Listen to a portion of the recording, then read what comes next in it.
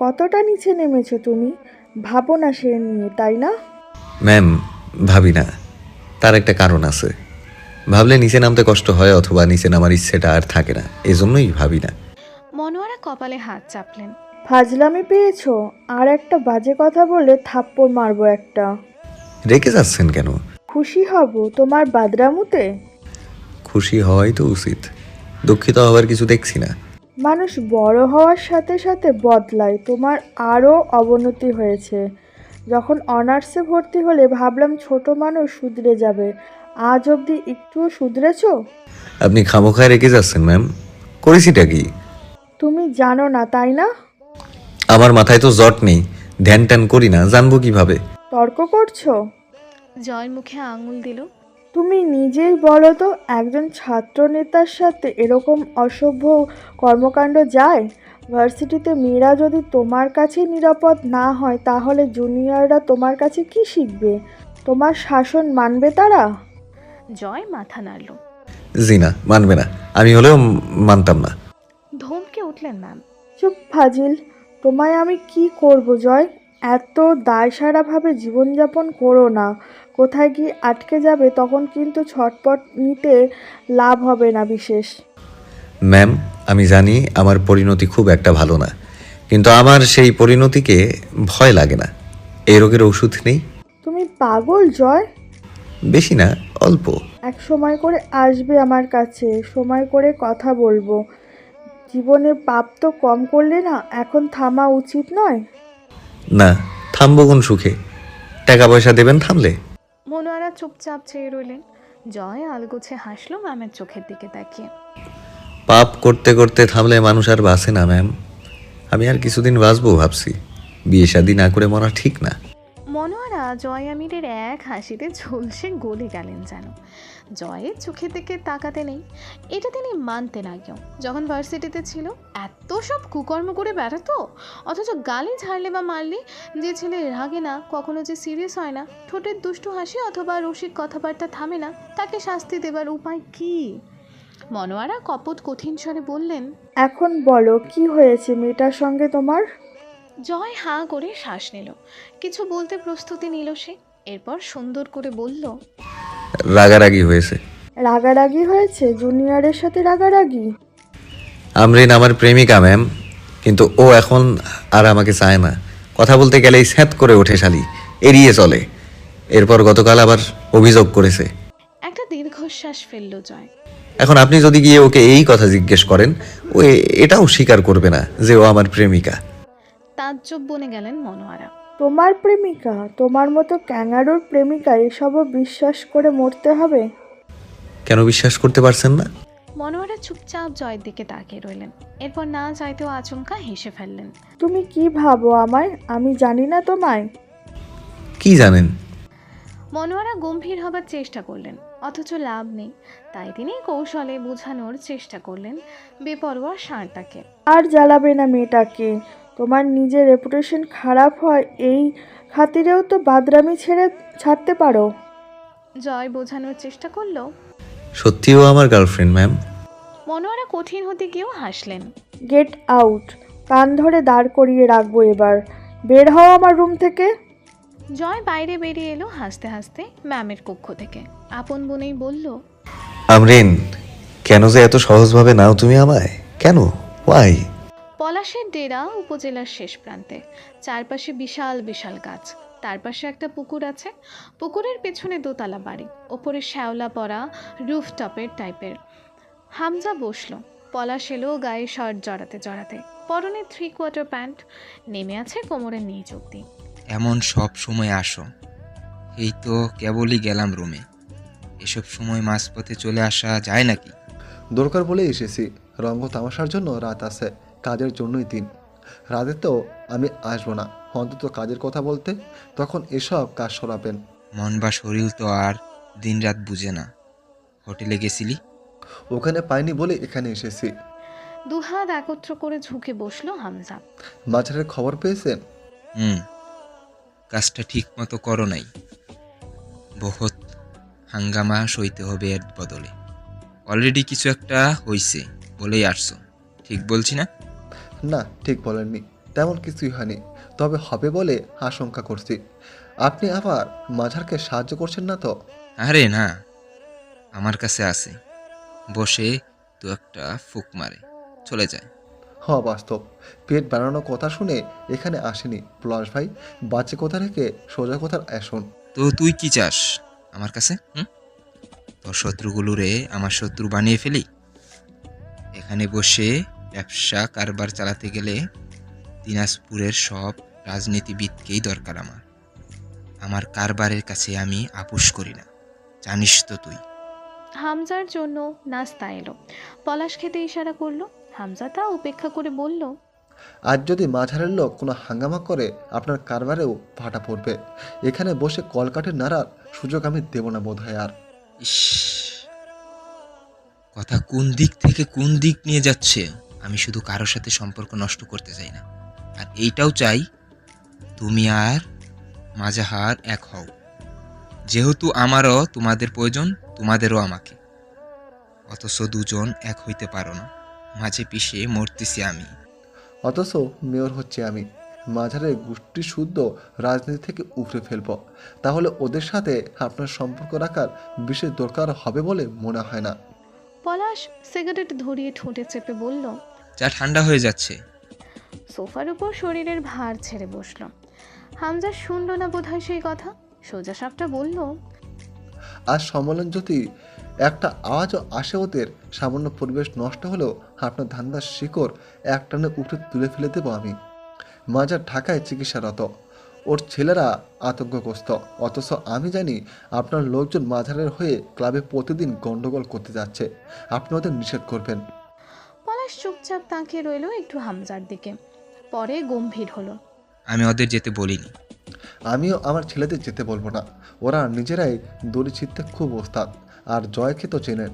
এত হাইপার হয়ে গেল এই লাইনে টিকবি কেমনে? হ্যাঁ, তুই শান্তিপূর্ণভাবে কাজ করেই এত তাড়াতাড়ি এইখানে আসছ। এখন আমি যা বলি মন দিয়ে শোনো। সংক্ষেপে শেষ করুন, সময় কম হাতে। জয় কোথায় এখন? বাড়িতে। কথাটা মুখে বললেও মনের ভেতরে খট করে উঠল হামজার। জেগে ডান পিটে ছেলে আসলেই বাড়িতে আছে তো। রাগে শরীরের লোম দাঁড়িয়ে গেল হামজার। সব কিছু অসহ্য লাগছে কেন জানি। পলাশ বলল, জয়, তোর স্বাদের গোয়ালের ফাগলা সার, পরে তুই ভালো শক্ত দড়িতে আটকাইস নাই কোনো দিন। এই জন্য বকবি খুব। যতই গুছাইয়ে রাখতে চাও আব্বা গোয়ালটারে, পাগলা সারটা যতদিন খোলা আছে তোমার দুর্ভাগ্যের শেষ থাকার কথা না। নির্বাচনের আগে যে কামটা করছস তুমি, আমি খালি ভাবতেছি ওরা এখনো কেস ফাইল করে নাই কেন তোর নামে। সাবধান থাক। ঝড়ের আগে নীরবতা বললেও একটা কথা আছে। জন্টু সাহেব ছেলেকে নিয়ে ব্যস্ত, চিন্তিত। কিন্তু মাঝাহার সুস্থ হোক, ফিরে আসুক, খেলার দিন গেল না, আসতেছে। নির্বাচন ক্যান্সেল করছিস, ছেলেটারে আত্মারা করছিস মেরে। এই সময় ঠিক না এসব। হামজা চুপচাপ শুনল। পরে জিজ্ঞেস করলো, রাজন মামা আসবে কবে? সিগারেট ফেলে দিয়ে বলল পলাশ। রাজধানীর ব্যস্ততা মেলা, ঠিক নেই কবে আসে এক জলা। আর কিছু বলতে চাচ্ছিলেন? মুখের ভেতরে না রেখে বলে ফেলুন। হামজার কথায় হেসে ফেলল পলাশ। তোরে আমার খুব ভাল লাগে হামজা, একদম সফল গ্যাংস্টার তুই। তবে আমার যে পদে পদে দরকার তোর, এইটা ভুলবি না। পলাশের চোখের রং ধূসর, ঠিক বিড়ালের মতন জল জল করে। হাসলে কেমন এক গা ছমছমে ভাব ছড়িয়ে পড়ে আশেপাশে। চেহারাটা অন্যরকম দেখতে। ভ্রুর মাঝখানে ফাঁকা নেই, জোড়া ভ্রু। খাড়া নাকের ডগায় সূক্ষ্ম বিভাজনের কারণে নাকটা অদ্ভুত লাগে দেখতে। কথা বলার সময় ঠোঁটে একটা প্যাচ প্যাচে হাসি লেপটে থাকে। এই হাসি দিয়েই দিনাজপুরের কালো বাজার জমজমাট চলছে পলাশের হাতে। হামজা পেরিয়ে এলো। তার মন অশান্ত হয়ে আছে। অস্থির হাতে ফোন করলো বেশ কয়েকবার জয়কে। জয় প্রতিটা কল গুনে গুনে কেটে দিল। ফোন ভাইব্রেট হলো হামজার। রিপন কল করেছে। মিনিট চারেকের মতো শুধু বলল, ওপাশ থেকে হামজা শুনল। মাথায় রক্ত উঠে গেল। সোজা গাড়িতে উঠলো বাড়ির উদ্দেশ্যে। তরু অসময়ে হামজাকে দেখে চমকালো। হামজা রাগে না, খুব শান্ত মানুষ। রাগলে মানুষ থাকে না, এটাও সত্য। জয়, জয় কই? তরু কথা বলল না। মাথা নত তার, হাত পা শিরশির করছে। তরুণ নীরবতা হামজাকে ক্ষুব্ধ করে তুলল। হাতের ফোনটা একাছাড়ে 4 খণ্ড করল, বকে ওঠে। জানোয়ারের বাচ্চা বের হয়ে গেছে, বললাম বাইরের পরিস্থিতি খারাপ, বের হোস না। বের হয়েছে আবার ভার্সিটিতে গিয়ে অকাম করা সারা। তোরা কেউ দেখিসনি যখন বের হয়েছে? দেখিসনি? তরু ঠক ঠক করে কেঁপে উঠল। দৌড়ে এলো সকলে। সবগুলো ভেড়া চুদা, এক একটা নাকে তেল মেরে ঘুমাও। এই শুয়োরের বাচ্চা আজ বাড়ি আসলে। ডাইনিং টেবিলের ওপরে থাকা জগটা এক বাড়িতে মেঝেতে ফেললো। ঝনঝন করে গুঁড়ো হয়ে গেল সেটা। হুমায়ুন পাটোয়ারি এগিয়ে এলেন। কি হয়েছে? খেপছিস কেন? জয় বাচ্চা ছেলে, ওরে নিয়ে এত ভয় পাওয়া লাগবে না। লাগবে? কি শুরু করছিস? তুলি বের হয়ে এলো। তোমার ছেলে কি মানুষ আব্বু? কোয়েলকে আনতে যাওয়ার কথা ছিল, এখন জয় সেখানে গেছে হয়তো। হামজা তাকালো তুলির দিকে। তুলি চুপ করে গেল। হামজার চোখ দিয়ে রক্ত ছুটে বের হচ্ছে। চোখ বুজে খেপে যাওয়া গোখরা সাপের মতো ফসফস করে শ্বাস নিল নিজেকে শান্ত করতে। সোফার পাশে হাতের ডান সাইডে কাউচের উপর জয়ের হেডফোন পড়ে আছে। সেটা তুলে ছুঁড়ে মারল শূন্যে। সেটা গিয়ে দেয়ালে লেগে ভেঙে মেঝেতে ছড়িয়ে পড়ল। হুমায়ুন পাটোয়ারি বললেন, তুই শান্ত হ, ওর কিছু হবে না। দাঁত আটকে বলল হামজা। আব্বু কথা কম বলেন আপনি। তুলে ভেতরে উঠে যা এখন। গর্জে উঠল হামজা। তুলি চোখ বুঝে ফেলল সেই বজ্র কণ্ঠে, তবে নড়ল না। তরুর গা কেঁপে উঠল অজান্তেই। হাতের লোম দাঁড়িয়ে গেছে, শিউরে উঠল শরীরটা। বাইরের পরিস্থিতির সম্বন্ধে ধারণা আছে আপনার কোনো? ফোন লাগান, ফোন লাগান কুত্তার বাচ্চারা, জলদি জলদি করেন। ফোন কই আপনার? ফোন কই? হুমায়ুন পাটোয়ারি দৌড়ে গিয়ে ফোন আনলেন। ফোন করলেন জয়কে। জয় দুবার কেটে 3বারের বার রিসিভ করে। হামজা ফোন কানে ধরতে ধরতেই মারি পিষল। বান্দির বাচ্চা, কই মরতে গেছিস? আজ আমার সামনে আসলে তোর রুহনা বের করে নিই আমি। হারামের বাচ্চা, শালা শুয়োর, কতবার নিষেধ করে গেছি আমি তোরে। 5 মিনিটের মধ্যে বাড়ি না আসলে খুন হয়ে যাবে আমার হাতে। জীবিত পুঁতে রাখবো একদম। কথা কানে যায় না, মাথায় ঢোকে না। সেই মুহূর্তে ভেতরে ঢুকলো জয়। তার কানে ফোন ধরা তখনও। হামজা ফোন নামিয়ে রেখে এগিয়ে গেল জয়ের দিকে। জয় এক লাফে সোফা টপকে ওপাশে গিয়ে দাঁড়ালো। ভাই থামেন বাল, আমি কিন্তু ছোট্ট বাচ্চা না, কাজ ছিল বের হয়েছিলাম। সবার সামনে মারলে বেইজ্জতি হবে আমার। হামজা তেরে ধরতে গেলে জয় ছিটকে দাঁড়ালো। আমার কি তোমার ভোদাই মনে হয়? ওরা আসবে, আমার ক্ষতি করে চলে যাবে, আর আমি পেছন মারা খেয়ে স্যাগায় পড়ে থাকবো ওইখানে? হামজা নিয়ন্ত্রণ করতে গিয়েও পারল না, বিশ্রী ভাষায় বকলো। আর একটা কেস যদি ভরে দেয় তোর পেছন দিয়ে, তারপর? এমনিতে কি চারদিকে ফেরার অভাব? কৃষির সম্মেলন ডেকেছিস কালকে, আর মাত্র 15 দিনও নেই নির্বাচনের। এ সময় তোকে টলারেট করবো নাকি? যা যা ঝামেলা বেঁধে আছে চারদিকে, আরও ঝেপে ঝেপে আসছে, সেগুলো ট্রাকেল দেব। তোর ঝন্টু আব্বা তোর নামে কত রকমের কেস ফাইল করবে। তোরে ফাঁসির দড়িতে না অন্যায় ঝুলাবে, আমার নির্বাচনের চাঙ্গে না মাচা তুলবে, সেই পরিকল্পনা আসছে। ভার্সিটিতে তোর বিপক্ষে আন্দোলন চলছে, নির্বাচনের দিন এগিয়ে আসছে। শুয়োরের বাচ্চা, এবার ভালো হ। চাপ নিতে নিতে আমার ধৈর্যের টান লাগলে সবগুলোরে একসাথে কুচি কুচি করে কেটে পেট্রোল ঢেলে পুড়িয়ে দেব। একরকম কর্ম করে রাখো, তা সামাল দেওয়ার জন্য একা আমি। হুট করে হামজা রুখে গেল জয়ের দিকে। গায়ে হাত লাগার আগেই মাঝখানে তুলি এসে দাঁড়ালো। থাম, রাগ উঠলে পাগল হয়ে যাস। মানুষের চামড়া আছে তোর মাঝে, এই জন্যই তো ভাবি তোকে ঘেন্না করে। তুলি সরে যা সামনে থেকে, তোর গায়ে হাত দিতে চাচ্ছি না আমি। বেশিক্ষণ মনে রাখতে পারবো না, তুই মেয়ে মানুষ। ভুলে যা, পারলে ভুলে গিয়ে মার আমায়। ওর শরীর ভালো, তুই ওকে মারতে যাচ্ছিস? তার আগে নিজের দিকে দেখ। সব ভুল ওই করে, তোর কোনো ভুল নেই। তুই তোর চাচা শ্বশুরকে নির্বাচন থেকে বাদ করেছিস কেন? এখন ওরা খেপে গেলে সামাল দেওয়া কষ্ট হচ্ছে। ক্ষমতার লোভে বহু আগে জানোয়ার হয়ে গেছিস, জয়কেও বানিয়েছিস। এ বাড়িতে কোনো পুরুষ বা মেয়ে লোকটা ভালো, কেউকে কাদা ছোড়ার নেই। হামজা চোখ বুঝলো। হামজা সরে এলো। জয় সোফা টপকে হামজার সামনে এসে দাঁড়ায়। ভাই, হামজার কাঁধের দুপাশে নিজের দুহাত জড়িয়ে পিছিয়ে নিয়ে গিয়ে সোফায় বসিয়ে দিল হামজাকে। এরকম নির্লজ্জের সামনে চেয়েও হামজা কোনো প্রতিক্রিয়া দেখাতে পারে না। আর মুখ কঠিন করে ভারী শ্বাস ফেলতে লাগলো। জয় পা ফাঁক করে বসলো সোফাতে পাশেই। ঠান্ডা হও তুমি, সব ঠিক আছে, যা হয় দেখা যাবে। কিছু না হতেই তা হবে আশঙ্কা করে যদি অশান্তি করো, তাইলে না হওয়া অবধি যে শান্তিটুকু পাওয়ার ছিল সেটা থেকেও তো বঞ্চিত হচ্ছি আমরা। হামজা দাঁত খেয়েছিল। ফাক ইউর প্লাসেন্টি। জয় হামজার কোলে মাথা রেখে শুয়ে বলল। Fuck you two bro. Hamza মাথা এলিয়ে বসলো। তুই কি করছিস আরবিনের সাথে? খবরদার ভাই, একদম এসব মেয়ে ঘটিত বিষয়ে জড়াবে না আমায়। আমি ভার্জিন ছেলে, ভালো ছেলে। তুমি আমরিনকেই জিজ্ঞেস করো ও আমার সাথে কি করেছে। সকলের কানে বোমা ফাটলো যেন। তরু ভ্রু কুঁচকাল। আরমিন আবার কে? কোন মেয়ে জয়ের সাথে কি করেছে? হামজা বলল। কী সব বাজে কথা বলছিস? ও কি করবে তোর সাথে? আমি কিছু না করে ভুল করছি, শালি আমার নামে অভিযোগ করছে আমি নাকি ইভটিজিং করি ওকে। কসম, এখন অবধি শুয়ে পর্যন্ত দেখিনি, মুখটাই দেখছি ভুলে ভালো একবার। পাগল ছাগল চেংড়ি, ইভটিজিংও বোঝে না। চাঁদনির সাথে আবার দেখা করতে গিয়ে সেদিন ওদের পায়নি অন্তু। ঘর বাড়ি আছে, মানুষ নেই। আজও ব্যাপার, আখির লাশ মাটি হয়েছে 2 সপ্তাহ হয়নি। হতে পারে হামজারা উচ্ছেদ করে দিয়েছে ওদের। আশেপাশের বাড়িতে খোঁজ করতে যেতে পারেনি সংকোচে। পাশেই হামজার ক্লাব, পুরো এলাকা পোস্টারময়। গাড়িতে গাড়িতে মাইকিং চলছে, বিশ্রী এক অবস্থা। শহরের ভেতর ঢুকে ভীষণ অস্বস্তি হলো অন্তুর। আব্বু ছাড়া একা চলার অভ্যাস নেই তার। 4 মাস আগে 2টো ছাত্র পড়াতো। নিজের ব্যস্ততা এবং আমজাদ সাহেবের নিষেধে বাদ দিয়েছিল।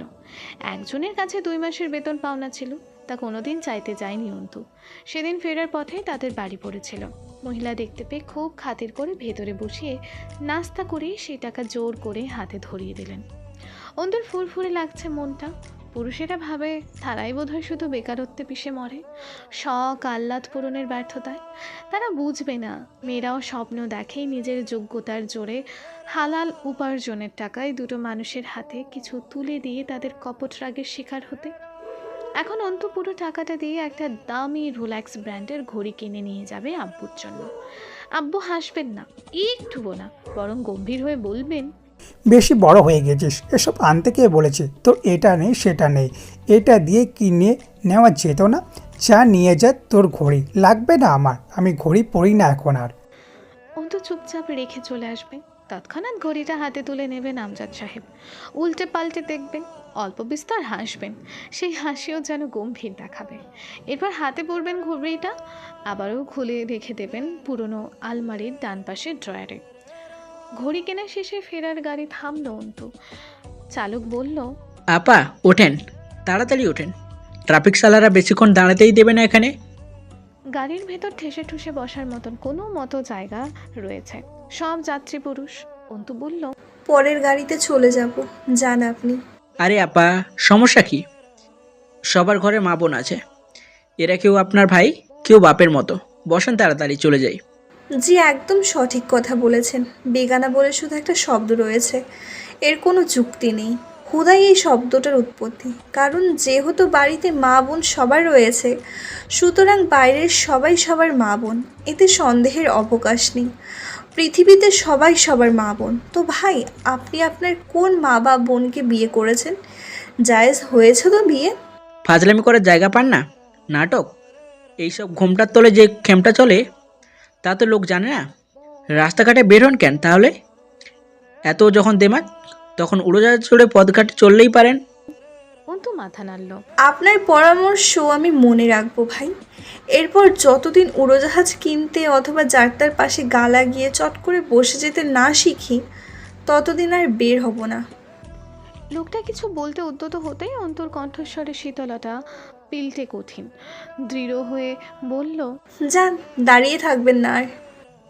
লোকটা আবার কিছু বলতে নিতেই অন্তর কথার বিচ্ছুরণ তীব্রতর হলো। আমি আপনাকে নিমন্ত্রণ পত্র পাঠিয়ে আসিনি আমার কথাগুলো শোনার জন্য। আপনি এসে দাঁড়িয়েছেন, কথা তুলেছেন। যান যান। নাকের পাটা শিউরে উঠল অন্তুর, চোখ তির্যক হল। গাড়িওয়ালা চলে গেল অন্তুকে বাজে ভাষায় গালি দিতে দিতে।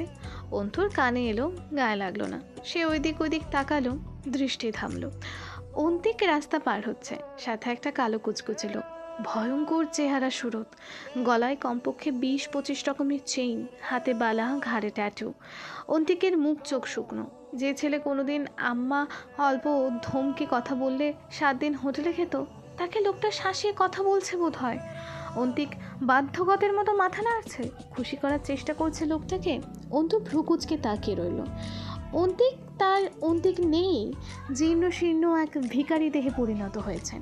চোখের নিচটা কালো, মুখে মলিনতা। সেদিনের ঝামেলা মিটিয়েছে হামজা।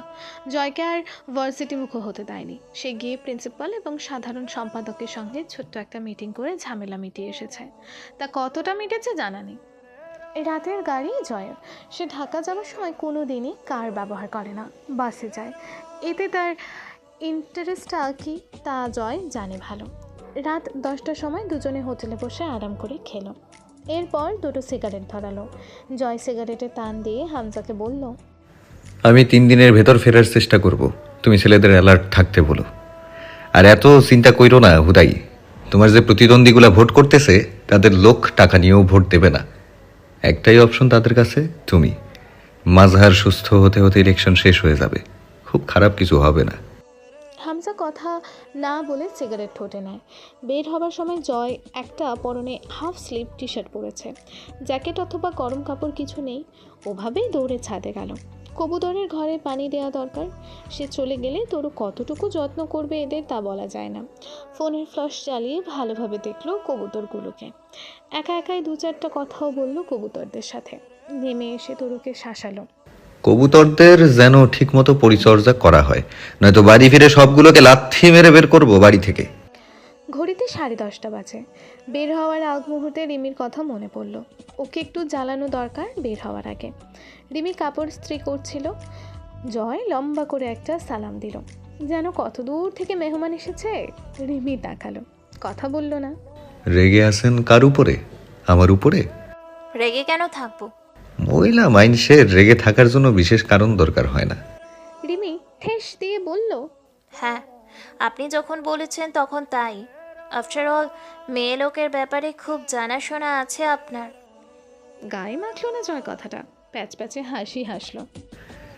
আছে বলেই তো বলছি। সে যাগে পরীক্ষা দিতে যাচ্ছে। আপনার আল্লাহ নামের একটু দোয়া কালাম পরে ফুটও দিয়ে দেন। আমার তো মাটা নাই, দোয়া টোয়া চাইবো কার কাছে? আপনার আবার দোয়া লাগে নাকি? আপনি দেওয়াতে বা আল্লাহতে বিশ্বাস করেন? জয় কথা বলল না। রিমি বলল, মা নেই, মামি তো আছে, তার কাছে দোয়া চান গিয়ে। জয় বসলো বিছানার ওপর। ভাবি, ভাই এমনিতেই খুব টেনশনে আছে। বোঝেন তো কত দিকের চাপ। ইলেকশনের ঝামেলা তো বোঝার কথা আপনার। তার উপর চারদিক বহুত ফ্যাসাদ লেগে আছে। এই সময় ভাইয়ের দরকার আপনাকে, অথচ সপ্তাহ হয়ে গেল আপনি কথা বলেন না, কোনো কিছুতেই আপনার উপস্থিতি দেখা যাচ্ছে না।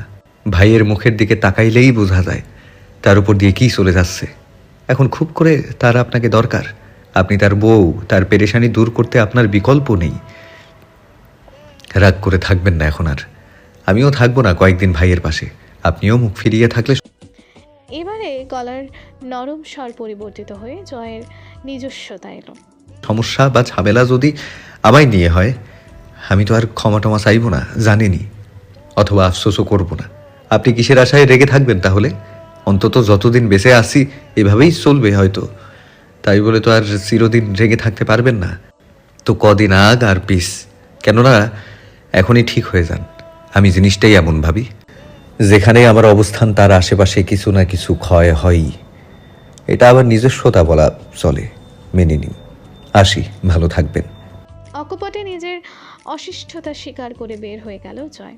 হামজা বাইরে গাড়ি নিয়ে দাঁড়িয়ে আছে। সোফার হাতলে ঝোলানো শাল চাদরটা ওড়নার মতো গলায় পেঁচিয়ে নিল। বাস স্ট্যান্ডে গিয়ে 2টো টিকিট কাটলো হামজা। পুরো 2টো সিট জুড়ে একা লাগে জয়ের। পাশে চায়ের দোকানে বসে দুজন 2 কাপ চা খেলো। 1 প্যাকেট সিগারেট কিনে নিল জয়। ঘাড়ে গামছার মতো ইয়ারফোন ঝুলছে। বাসে ওঠার আগে হামজা জয়কে অন্ধকারের দিকে নিয়ে গেল। ওদিক এদিক তাকাতে তাকাতে জয়ের হাতে চাদরের আড়ালে তার সেমি অটোমেটিক পিস্তলটা ঢুলে দিল। জয় বিরক্ত হলো। এই শালার কি দরকার? ও আমার হাতে থাকলেই একটা পাপ কাজ হয়ে যাবে। তার চেয়েও বড় কথা, আমি বিপদ ক্ষেত্র থেকে দূরে যাচ্ছি। তুমি থাকবে এখানে, মালটা তোমার দরকার হবে। হামজা গম্ভীর স্বরে বলল, চুপচাপ এটা প্যান্টের বেল্টে গুঁজে ফেল। আমার বাপ হওয়ার চেষ্টা করবে না। আর এটা তোকে পাপ করার জন্য নয়, বরং সেলফ ডিফেন্সের জন্য দিচ্ছি। এই বাসেও তোর সাথে মৃত্যুদূত যেতে পারে। বাসে ঘুমিয়ে পড়িস না যেন। ইয়ারফোনের সাউন্ড হাই রাখবি। পরীক্ষা শেষ করে 1 ঘন্টাও ওখানে দেরি করবি না, সোজা দিনাজপুরের বাস ধরবি। কথা শেষ করে একটা ছোট্ট পকেট ছুরি এগিয়ে দিল হামজা। এটা পকেটে রাখ, ভালোভাবে পরীক্ষা দিস। এসব কোনো চিন্তা মাথায় রাখার প্রয়োজন নেই। পরীক্ষা খারাপ হলে আমার কাছে জায়গা হবে না তোর। সুতরাং সম্পূর্ণ মনোযোগ যেন শুধু পরীক্ষায় থাকে। বাসের জানালা খোলা রাখবি না।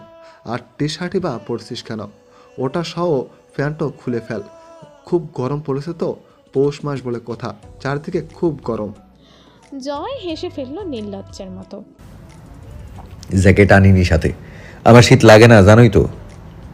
কবিরকে বলে দিয়েছি ও সব সময় সাথে থাকবে তোমার। মামাকে রাত বিরাত বের হতে দিও না। হামজা নিজের জ্যাকেটটা খুলে ফেলল। জয় নিষেধ করার সাহস পেল না। এই পাবলিক প্লেসে হামজা ঠাস করে একটা চড় মারলে মান ইজ্জত থাকবে না। জ্যাকেটটা কনুইতে বাঁধিয়ে পিস্তলটা প্যান্টে গুজে চাদর জড়িয়ে নিল গায়ে। বাসে উঠতে গিয়ে আবারও দৌড়ে ফিরে এলো। লাইটার বা দিয়েশালাই কিছুই নাই আমার সাথে, লাইটারটা দাও। হামজা লাইটার বের করলে তা হাতে না নিয়ে আলতো করে একবার বুকে বুক মেশালো জয়। পরে লাইটার নিয়ে দৌড়ে গিয়ে সবে চলতে শুরু করা বাসে উঠল লাফিয়ে। পরদিন অন্তুর ইন্ডাক্টরি অ্যানথ্রোপোলজি পরীক্ষা। অন্তুর মনে হয় নৃবিজ্ঞান হলো সবচেয়ে বাজে একটা সাবজেক্ট সমাজবিজ্ঞান বিভাগের। বাকিগুলোও ভালো না, তবে এটা অসহ্যকর। অনেকক্ষণ যাবৎ আম্মু ডাকছে খাওয়ার জন্য। অন্তু ঠিকমতো জবাবও দিতে পারেনি। দরজার বাইরে থেকে অনুমতি চাইলেন আমজাদ সাহেব। আসবো? অন্তু বিরক্ত হলো। আব্বু, এই স্বভাবটা যাবে না তোমার? আমার ঘরে ঢুকতে কিসের অনুমতি? আমজাদ সাহেব বরাবরের মতো জবাব না দিয়ে ভেতরে এসে দাঁড়ালেন। চল আমি খেতে বসবো। আচ্ছা, তুমি খেয়ে নাও, আমি সময় পেলে খেয়ে বের হব। আমি খেতে বসবো। আব্বু, আমি পরে খাচ্ছি, ক্ষুধাই লাগেনি, মানে রুচিই পাচ্ছি না। ধমকে উঠলেন আমজাদ সাহেব। কিন্তু আমি এখনই খেতে বসবো। অন্তু হার মানল, তাকিয়ে থাকলো আব্বুর দিকে।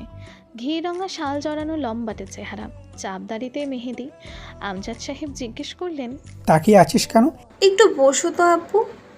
ছিটিয়ে থাকা বই খাতা সরিয়ে দিল অন্তু। আমজাদ সাহেব বসলেন, জিজ্ঞেস করলেন, এইভাবে চেয়ে আছিস কেন? কি হয়েছে? প্রস্তুতি ভালো তো? অন্তুর খাতা এগিয়ে নিলেন, তাতে চোখ বুলিয়ে বললেন, লেখার লাইন এখনো ঠিকমতো সোজা হয়নি। আমি সোজা হয়েছি। আমি বেত হাতে কার বাদ দিয়েছি যে? অন্তু হেসে ফেলল। বেত হাতে করলে ইস, খামোখা ভয় পেতাম।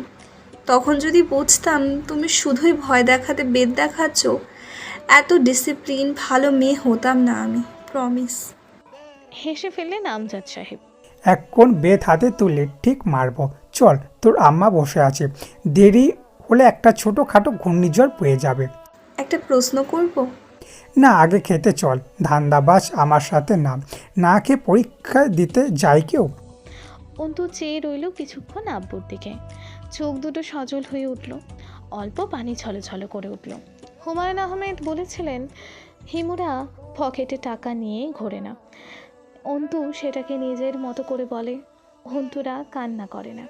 আজও একবার নিজেকে কথাটা বলে গলাটা কড়া করার চেষ্টা করলো। আব্বু, সবার আব্বু তোমার মতো হয় না, তাই না? হাসলেন আমজাদ সাহেব। আমি কেমন রে অন্তু? অন্তু বুঝি বলতে পারে মুখে কথা, তার কান্না পাচ্ছে, কিন্তু অন্তুরা কাঁদে না। সে কান্না গিলে বলল, মোটামুটি ভালো না। ফের হাসলেন আমজাদ সাহেব। আমি জীবনে বিশেষ কিছু দেইনি তোকে, শুধু নিজের কর্তব্য পালন করার চেষ্টা করেছি। শেষ অবধি সেটা সুষ্ঠুভাবে পারিনি। যেসব ধরে রাখিস না, আমার তো মা নেই, তোকে মাঝে মধ্যেই মা বলে ডাকে।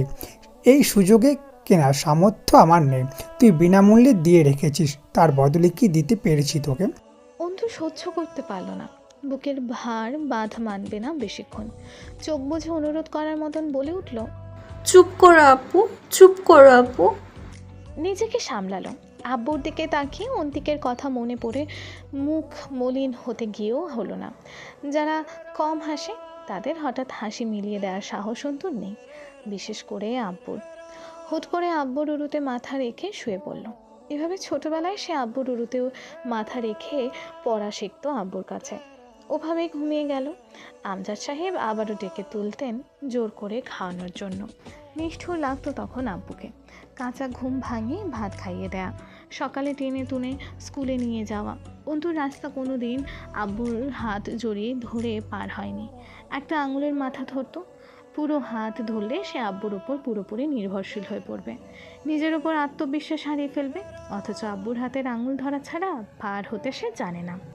আমজাদ সাহেব অন্তুর উস্কো খুস্কো চুলে আলতো হাত রেখে বললেন, চল খেয়ে নে, তোর মা আজ বাড়ি ছাড়া করবে আমাদের।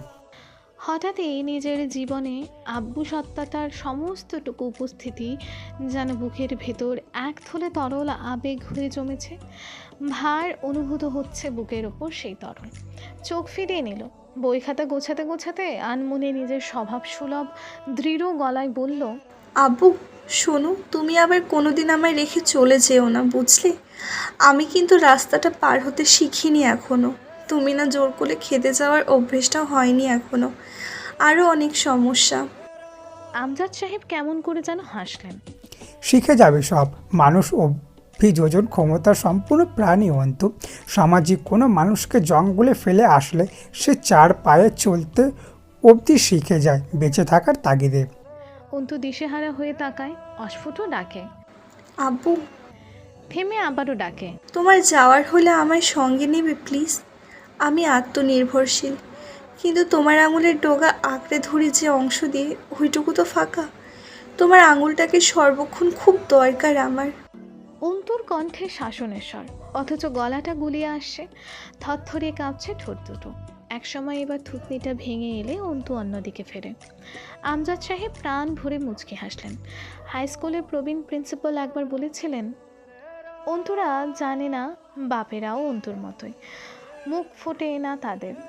কেউ চিরকাল থাকে না অন্তু, যিনি থাকবেন তিনি তোর বর। আমি কেবল মাধ্যম একটা, আর তুই আমার আমানত। এই ক্ষণস্থায়ী সাক্ষাতে এত মায়া লাগাতে নেই অন্তু।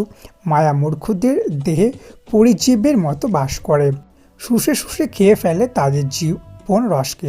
তুই যা নিজের ভেতরে রাখবি না। অন্তু নিজের ওপর বিরক্তিতে নাক মুখ মুচকে শক্ত গলায় বলল, আবু হুট করে এত বুকে হাহাকার লাগছে কেন বলো তো? আমজাদ সাহেব হেসে হাত নেড়ে ইশারা করলেন, এদিকে আয়। অন্তু মেঝেতে বসে আব্বুর উরুতে মাথা ঠেকায়। কখনো এভাবে প্রকাশ করা হয়নি এসব, আজ ঠেকানো দায় হচ্ছে। অন্তুর মাথায় হাত রাখলেন তিনি। আমি আছি, যতদিন আছি আমি আছি। আমি না থাকার কালে যা আসবে তোর ওপর তার দায় আমায় দিস না। সাধারণত এক মানুষ হয়ে এত ওজন বয়ে নিতে পারবো না আমি। অন্তু মুখ তুলল। তিনি হাতটা শক্ত করে চেপে ধরলেন অন্তুর। যেন অদম্য এক সাহস তিনি অন্তুর ভেতরে প্রবেশের চেষ্টা চালালেন। আমি থাকবো না চিরকাল, কিন্তু তোকে নিজের জীবনাদর্শ কাটিয়ে তবে বরের কাছে ফিরতে হবে। জীবন একটা চক্র, জীবন একটা রণক্ষেত্র, যেখানে তোর হাতিয়ার হলো আত্মবিশ্বাস আর ঢাল হলো ধৈর্য। এই দুটোকে সবসময় শান দিয়ে পিঠে সজ্জিত করে রাখবি। মনে রাখবি, ধৈর্য নামক ঢালটা যেন বেশ পুরো হয়, ছোটোখাটো আঘাতে তার কণাগুলো ছিটকে না যায়। যে পথে পা বাড়াতে চাইছিস এই সমাজ তাকে ভালো রাখবে না অন্তু। ভালো থাকাটা ঠিক আমারও পছন্দ নয়, কারণ যেখানে এই জগৎ সংসার ভালো থাকার একমাত্র অপশনটা হলো অন্যায়ভাবে জীবনযাপন, সেখানে ন্যায়কে অবলম্বন করে ভালো রাখতে চাওয়া বোকামি আমি করিনি, তাই তাকেও আর বাধা দেইনি এই দুর্গম পথে এগিয়ে যাওয়ার থেকে। আমজাদ সাহেব হাঁটতে হাঁটতে বললেন, সবসময় মনে রাখবি, যা ঘটছে তা ভয়ঙ্কর নয়, কারণ তা তোর সামনে রয়েছে। সেই অনুযায়ী ব্যবস্থা নিয়ে তা মোকাবিলা করতে পারবি তুই, কিন্তু ভবিষ্যতে যা ঘটবে তা সম্বন্ধে তোর কিঞ্চিত ধারণা নেই। সুতরাং সেটা হলো বেখবরে উঠে আসা তাণ্ডবপূর্ণ ঝড়, যার পূর্বাভাস বা সচেতনতা নেই তোর কাছে, আর যা সম্বন্ধে জানিস না তার বিরুদ্ধে ব্যবস্থা নেওয়া যায় না, তাই সেটা ভয়ানক। অর্থাৎ ভবিষ্যতে যা আসছে তার তুলনায় সামনে থাকা বিপদ খুব নগণ্য, দুর্বল এক ভাড়া মাত্র। ভবিষ্যতের অজানা বিপদের চেয়ে এটা দুর্বল, আর এই দুর্বল বিপদের চেয়ে তুই বহু গুণ শক্তিশালী, বহু গুণ। অন্তু আজ অবধিও কোনো দিন আব্বুকে ছাড়া কোনো ছোটোখাটো পরীক্ষাও দিতে চায়নি। তিনি স্যান্ডেল খুঁজে পেলেন না। পরে দেখলেন অন্তু তা পরিষ্কার করছে একটা কাপড় ঘষে। গম্ভীর হলেন আমজাদ সাহেব। তোকে নিষেধ করেছি না এসব করতে? স্যান্ডেল পায়ের জিনিস, তা আবার ঘষে মেজে পরিষ্কার করার কি আছে? সুফিয়ান ভালো না, তুই আর কোনোদিন স্যান্ডেল পরিষ্কার করবি না। অন্তু পাত্তাই দিল না। রাস্তার ধারে দাঁড়িয়ে বরাবরের মতো আব্বুর আঙুলের ডগাটা নিজের তর্জনী আঙুলি দিয়ে জড়িয়ে ধরেছিল অন্তু। ভার্সিটিতে ঢুকে বুকের কম্পন বাড়ল। না জানি কোন দিক থেকে জয় আমির এসে দাঁড়ায়। আমজাদ সাহেব ফাইলটা অন্তুর হাতে ধরিয়ে দিয়ে কিছুক্ষণ উপদেশ দিলেন, যেন অন্তু কিন্ডার গার্ডেনের শিক্ষার্থী এবং সে যাচ্ছে পরীক্ষা দিতে, তাকে শিখিয়ে পড়িয়ে দিচ্ছেন আমজাদ সাহেব। অন্তু হাসল। আমজাদ সাহেব পকেট থেকে 100 টাকার একটা নোট বের করে বললেন, আবার নিতে আসতে হবে নাকি, নাকি চলে যেতে পারবি? অন্তু ঘাড় নাড়ালো। আসতে হবে না, আমি চলে যাব। যতক্ষণ অন্তু বিল্ডিংয়ের ভেতরে ঢুকে বারান্দা পার হলো, ততক্ষণ অপলক চেয়ে রইলেন আমজাদ সাহেব। অন্তু আড়াল হলে অল্প সিক্ত চোখটা উপরের দিকে তুলে ভেজা ভাবটা শুকনোর চেষ্টা চালালো। আজ অন্তু দ্বিতীয় বর্ষের ফাইনাল দিতে ঢুকছে। কদিন পরে এলএলবি চূড়ান্ত পরীক্ষায় বসবে। তখনও এভাবেই গিয়ে চাতক পাখির মতো চেয়ে থাকবেন তিনি অন্তুর বের হবার অপেক্ষায়। কদিন বাদে মাস্টারমশাই থেকে তিনি অ্যাডভোকেট মেহেজাবিন আরমিন অন্তুর বাবা হতে যাচ্ছেন। বুকটা ভরে উঠল, চোখ জ্বালা করতে লাগলো খুব। অন্তুটা বড় হয়ে গেল।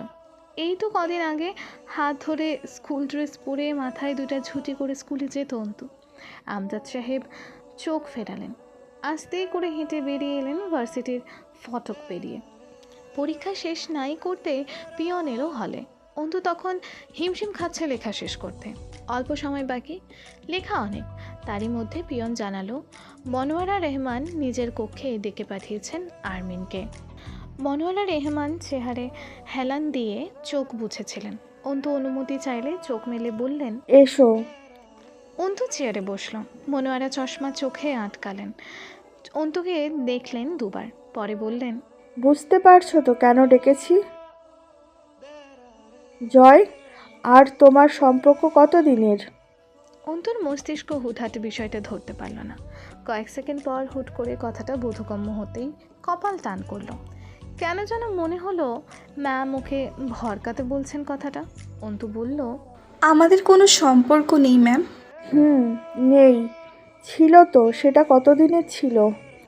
মনোয়ারা আশা করেছিলেন অন্তু থতমত খাবে, অবাক হবে, অথবা লজ্জা পাবে, নয়তো উত্তেজিত হয়ে উঠবে। অথচ ওনাকে অবাক করে অন্তু শান্ত চোখে চেয়ে জিজ্ঞেস করলো, এ কথা কোথা থেকে শুনেছেন? সম্পর্ক ছিল কি না সেটা বলো। থাকলে কতদিনের ছিল? কঠিন হতে চাইলেন মনোয়ারা রহমান।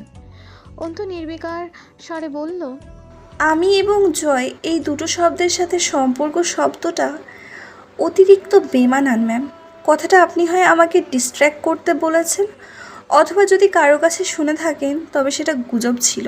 বাস্তবতা একেবারেই ভিন্ন। মনোয়ারা কপাল জড়ালেন। মেয়ে এতটা নির্লিপ্ত, স্পষ্টভাষী আর তীক্ষ্ণ বুদ্ধিদার। কে বলেছে এই কথা ম্যাম? মনোয়ারা অন্তুর কথা অগ্রাহ্য করে বললেন, নিকাবটা খোলো। অন্তু খুলল। মনোয়ারা কয়েক সেকেন্ড যাবৎ খুঁটিয়ে দেখলেন, চোখ ফিরিয়ে বললেন, এসবের মাঝে ফাঁসলে কি করে মেয়ে? অন্তু শ্বাস নিল একটা, ঠোঁট কামড়ে বলল, জানি না ম্যাম। কিভাবে কোথা থেকে জলের প্রবাহ কোথায় গড়াচ্ছে বুঝতে পারছি না। মনোয়ারা এতক্ষণে সম্পূর্ণ মনোযোগ অন্তুর ওপর নিক্ষেপ করলেন। হাত দুটো একত্র করে টেবিলে কোনোই ঠেকিয়ে জানালেন, জয় পাগল। পাগল ঠিক না, তাণ্ডব। পাগলারা তো মানুষ নিয়ে খেলতে জানে না, মজা পায় না, তা কেন? কিন্তু জয় ক্ষুধার্ত পশুর মতো হিতাহিত জ্ঞান শূন্য। কি করেছিলে ওকে? অপমান করেছিলে? এতটা বিদ্রোহী হওয়া শরীরের পক্ষে ক্ষতিকারক, বুঝলে? ভার্সিটিতে র্যাগিং খায়নি কে? তবুও মুখ বুজে থাকে কেন? এ ব্যাপারে আগে শোনোনি কোনো দিন? শুনেছি তো অনেক কিছুই, তবে তা আমার ভেতরের সহনশীলতা আনেনি, বরং ক্ষিপ্ত করেছে। মনোয়ারা অস্পষ্ট দীর্ঘশ্বাস ফেললেন। সমাজটা ক্ষমতা, আর ক্ষমতা সব জয়দের। তুমি একটা সাধারণ মেয়ে, এত প্রতিরোধ গড়বে?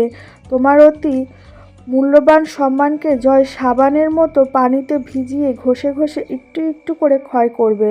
প্রতিদিন পানিতে ভেজাবে, ফেনা উঠবে, তোমার সম্মান ক্ষয়ে ধুয়ে যাবে পানির সাথে। কারণ জয় বাঁধহারা, বেপরোয়া। অন্তুর ভেতরটা অস্থির হলো, তবুও অটল বসে রইল। মনোয়ারা বললেন, ধৈর্যের এত ঘাটতি তোমার মতো বুদ্ধিমতী মেয়ের সাথে সাথে মানাচ্ছে না। মেয়ে এই যে শীতল কণ্ঠের কেয়ারলেস ভাবটা, এটা আসল প্রয়োজন ছিল জয়ের সামনে। এর জন্য ক্ষতিগ্রস্ত হবে তুমি। দৃঢ় হলো অন্তর কণ্ঠস্বর। ম্যাম, নিজের সামনে নিজের আত্মমর্যাদাকে এক কোপে বলি হতে দেখেও ধৈর্য ধারণ করার মতো পুরো ধৈর্য নেই আমার। তার ফলে ক্ষতি আমার হবে এও জানি, এবং তা মঞ্জুর। আমার ধৈর্যের প্রাচীর এসব ক্ষেত্রে খুব পাতলা, মসৃণ। নিজের অজান্তে তা চিরে প্রতিরোধ বেরিয়ে আসে। জানি এটা বোকামি, তবে এই বোকামিকে এড়ানোর মতো মোটা চামড়া আমার নেই। মনোয়ারা অদ্ভুত হাসলেন। আমাদের সমাজে ক্ষমতাবানদের দুটো ধরন আছে। কেউ কেউ ক্ষমতার জোরে তৎক্ষণাৎ থাবা দিয়ে ধরে, আর কেউ ছাই হাতে মাখিয়ে নিয়ে আস্তে আস্তে যত্ন করে ধরে। তবে ভয়ানক দ্বিতীয়টা। ছাই দিয়ে মাছ ধরলে আর ছুটতে পারে না, জানো তো। জয় খুব জেদি। তোমার অপমানগুলো কতটা বাজেভাবে পুষে রেখেছে ভেতরে তা আমার জানা নেই।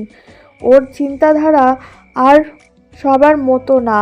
ও বহু পুরনো জিনিস পুষে রেখে খুব জঘন্যভাবে তার কার্য চুকিয়ে নেয়। জয় তা করবে বলেছেন? জয় জ্বলন্ত, কিন্তু জানো, আগুনের চেয়ে পানি মারাত্মক। পানির ছিটায় আগুনকে নিভতে মুহূর্ত সময় লাগে, যেখানে আগুনের পানিকে বাষ্প করে খুব সামান্য পরিমাণ অবস্থায় পরিবর্তন করতে অনেকটা সময়ও একই সঙ্গে বাহ্যিক তাপ প্রয়োগের প্রয়োজন পড়ে। অন্তু যেন কিছু বুঝল।